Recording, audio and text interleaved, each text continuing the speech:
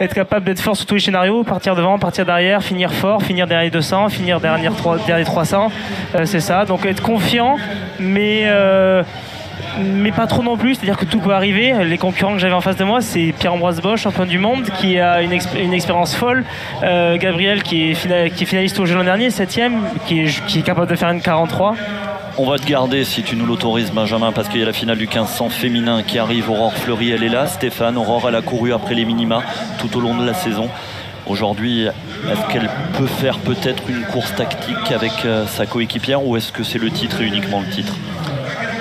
Je pense que elle est dure, la question. Ouais, je pense que le titre ça lui plaît, mais elle a envie de plus. Donc est-ce qu'elles vont trouver les moyens de transformer cette course de championnat en course de meeting avec une prise de risque? Parce qu'on peut, en courant 2 livres à la fois, on peut n'en avoir aucun. Ni le titre, ni malheureusement le... Après, il y a quand même une marge de sécurité. Oui, bien sûr. Mais si on prend trop de risques, attention aussi. Donc... Benjamin Robert est avec nous, tu veux rester, Benjamin? Oui, il y a avec des plaisir. obligations, et alors là tu es chez toi pour cette finale du 1500 mètres féminin. Benjamin, est-ce qu'il y avait une pression particulière? Parce que ce 800 mètres, tout le monde l'attendait, on en a beaucoup parlé. Et beaucoup de pression parce qu'on a vu à Paris, je fais peut-être une très belle perf, mais on n'a pas assez parlé de Gabriel qui a fait un taf monstrueux. Il passe en 49, il arrive à faire son record une 44. Je pense dans une course où il se place bien, il se place mieux, il peut faire ligne 43. Donc ouais, une course où Goss fait les minima aussi. Aussi.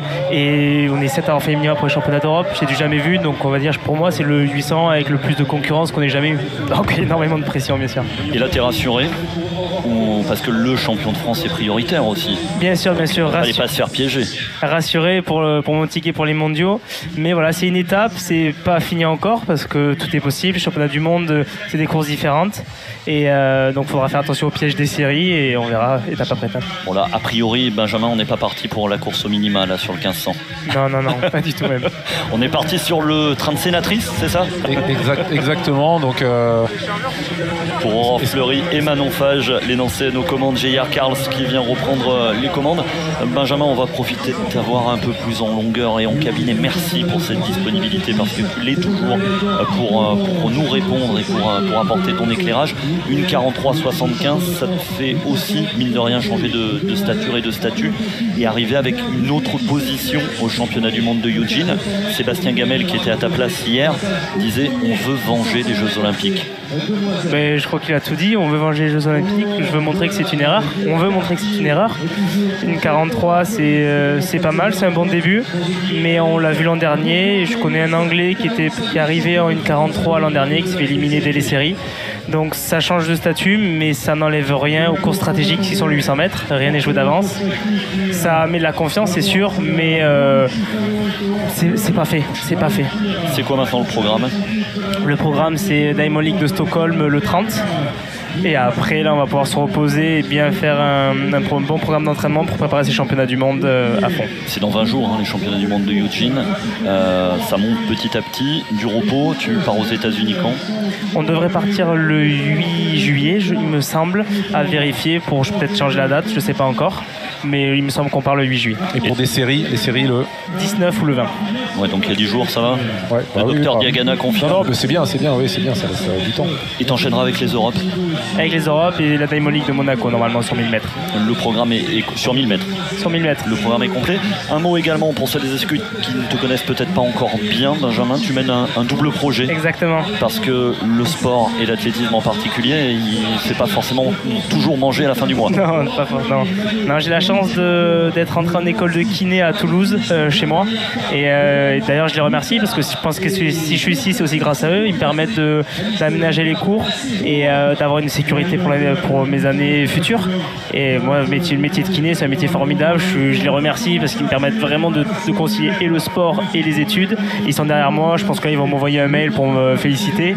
Et ils sont vraiment très arrangeants. Donc, je les remercie énormément. Et est-ce que cette sécurité du double projet t'a aussi permis de passer un gap, t'a peut-être permis d'aller plus sereinement vers la suite? Mais bien sûr, le fait de savoir qu'après la carrière, je vais finir kiné, ça met une stabilité énorme et ça met une confiance.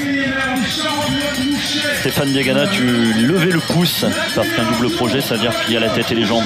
Oui, moi je me régale d'entendre ça et je pense que c'est très très important et c'est très bien que Benjamin remercie son école parce que c'est son partenaire, c'est un de ses partenaires dans son projet.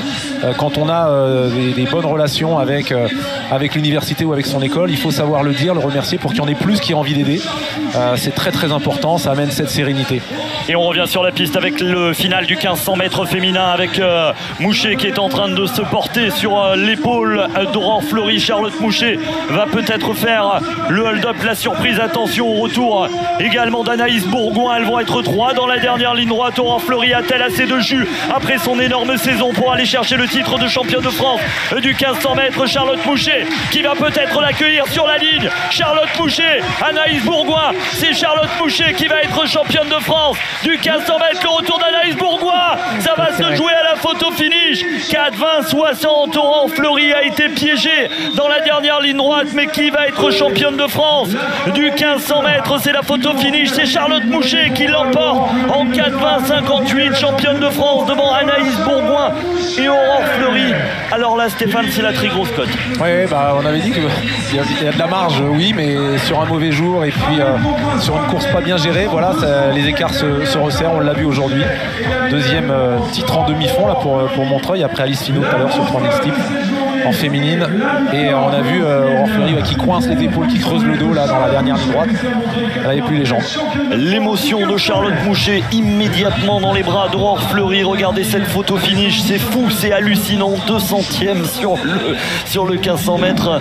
Benjamin, sur un 800 ça arrive des fois, mais le 1500 c'est plus rare. C'est compliqué, c'est un gros finish de Charlotte, félicitations à elle. Aurore qui coince sur la fin, je pense qu'elle doit être sacrément fatiguée de sa saison. Elle paye, je pense, la course au minima, mais ça n'enlève rien à Charlotte et à la seconde. Félicitations. Et ouais, franchement, j'aurais plutôt parié sur Aurore. Je pense que je suis pas le seul, mais bon, comme on peut le dire, une course et un championnat, c'est jamais fait à l'avance. Donc voilà. Et Aurore Fleury, on ne s'en enlève rien, c'est 4,04,78 de cette saison. Et ce qu'on disait hier pendant le direct, encore avec Sébastien Gamel, décidément, elle est allée courir à Eugene, elle aurait fait les minima, tout le monde aurait applaudi. Mais ça se joue à quelques dixièmes, et quelques dixièmes c'est rien. Quand on en parle comme ça, c'est pas grand chose, mais elle rate les minima à chaque fois, une course, donc même après on se pose des questions, on dort pas bien la nuit, et ça sur un mois, je pense que c'est très compliqué à gérer. Moi je l'ai un peu vécu, mais elle c'est des 1500 quoi, donc c'est plus compliqué à enchaîner que des 800 mètres. Donc très fort à elle d'avoir enchaîné, d'avoir cru depuis jusqu'au bout. Donc voilà, pas facile. Pendant l'emballage final du 1500, Stéphane, tu nous disais que tu te régalais d'écouter Benjamin Robert. C'est cette jeune génération qui arrive. On peut aussi saluer la disponibilité du champion, parce que passer du temps à répondre aux obligations médiatiques. Bien sûr, surtout qu'il va courir à Stockholm, il pourrait avoir envie d'aller mettre les jambes en l'air pour récupérer. Et voilà, donc c'est sympa bien sûr de l'avoir là, et on lui souhaite plein de belles choses, et on a de la chance d'avoir en équipe de France des garçons comme lui.